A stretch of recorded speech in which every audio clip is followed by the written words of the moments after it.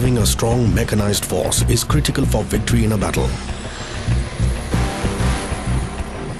These forces consist of the armored corps and the mechanized infantry. They are supported by self-propelled artillery, air defense guns, helicopters and other mobile elements. I can destroy anything which comes in between. These mechanized vehicles are a very potent force in war. The ultimate aim of any soldier is to go to war one day, and for that you have to be continuously prepared. I guess you'll have to be at the target end to realize the effect of tank firepower.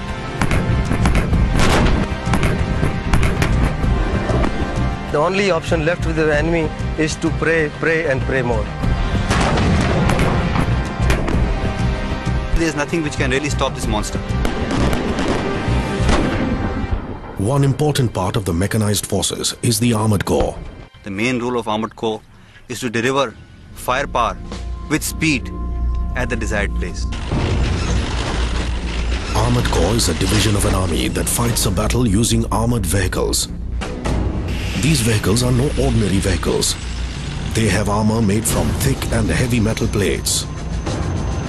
It's a huge amount of metal in front of you that is protecting the crew from tank fire. So that is why it needs to be protected. The arsenal of the Indian mechanized forces includes main battle tanks at par with the most modern tanks in the world and infantry combat vehicles complemented by specialists in mechanized warfare. Armored Corps has got an extremely crucial role to play. In fact, Armored Corps is the spearhead of any kind of operation that this country is going to undertake. During a war, the armored forces play a crucial role in running over enemy positions and establishing dominance over a large area at one go.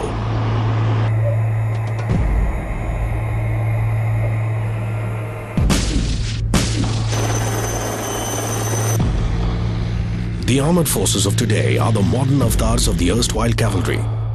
Cavalry soldiers used to pierce through enemy infantry formations riding horses, camels and chariots. They have now been replaced by vehicles like tanks, the war horses of the armored forces.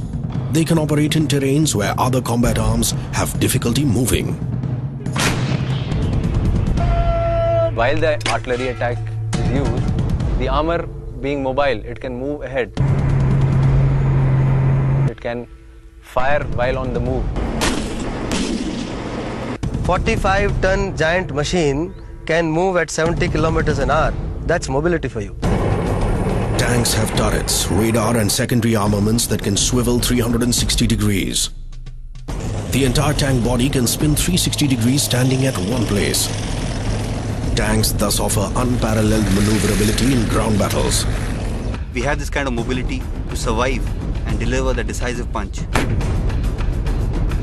The Indian Army has various types of tanks catering to a variety of battle requirements. These include the indigenously developed battle tank Arjun.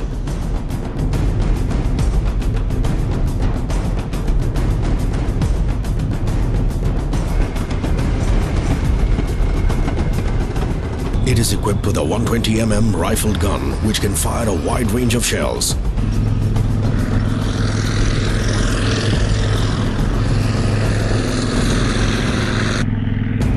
Its indigenously developed Kanchan composite armor offers its crew superior protection against enemy attack.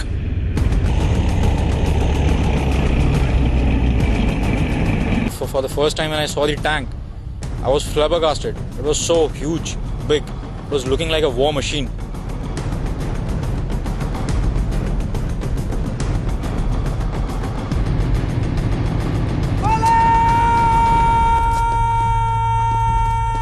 The Indian armored arsenal also consists of tanks of Russian origin.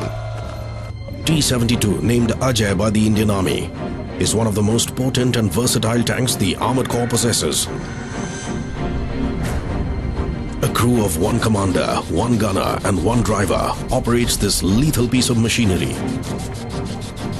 Its primary weapon is the 125mm smoothbore gun, capable of firing high explosive anti-tank ammunition.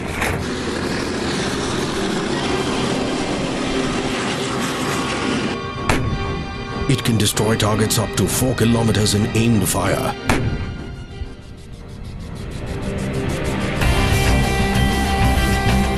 The main battle tank of the Indian Army is the T-90, also of Russian origin. It is named Bhishma by the Indian Army. It compares with the finest main battle tanks in the world.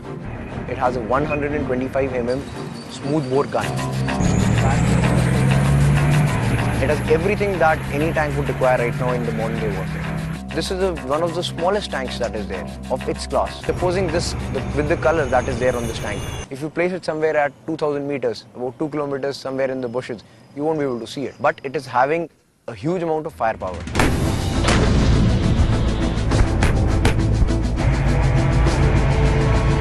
We don't require roads to move on.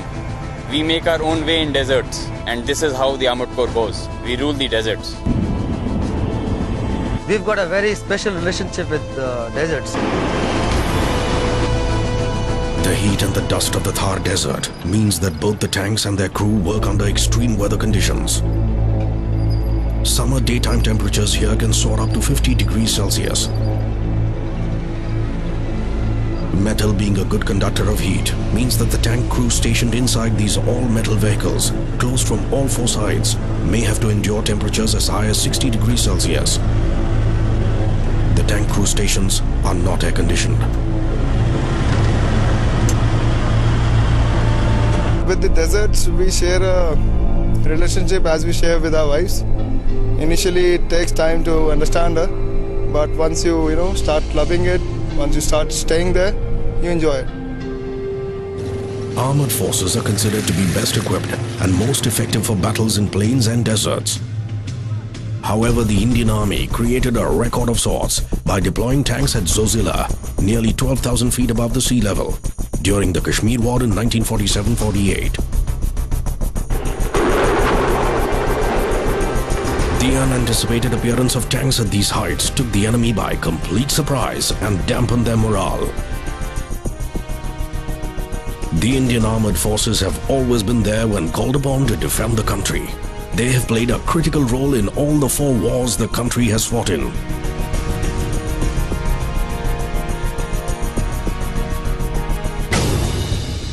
Yeah, I feel it is more about the men than the machines. The men are the real power, the energy that drives this army. The machines keep changing, but the men have always remained the same. Free, independence and post. The Armored Corps was my final choice and will always be my final choice whenever I join, in my next birth also. The men of the Armored Corps are known to live by the traditional cavalry spirit. We are cavaliers, we are happy-go-lucky. We work hard, we party hard. Armored Corps has got a slightly different kind of an attitude, a swagger to our gait. That again too is born out of our dedication towards our job. It is not that we do different things, it is that we do our things differently. These men have a mix of dash, elan and a willingness to engage the enemy at once. I hope we are able to live up to the expectations of this great nation which has reposed such explicit faith in us. Guarding the frontier of the nation, I always feel, proud and just want to be there till I live. Be it even if it means to the peril of his life, if he has to die. If a task is allotted that, okay, he knows I'm going to die, but he still goes ahead and still fights. That is what makes an army man. I assure you, the country is in safe hands.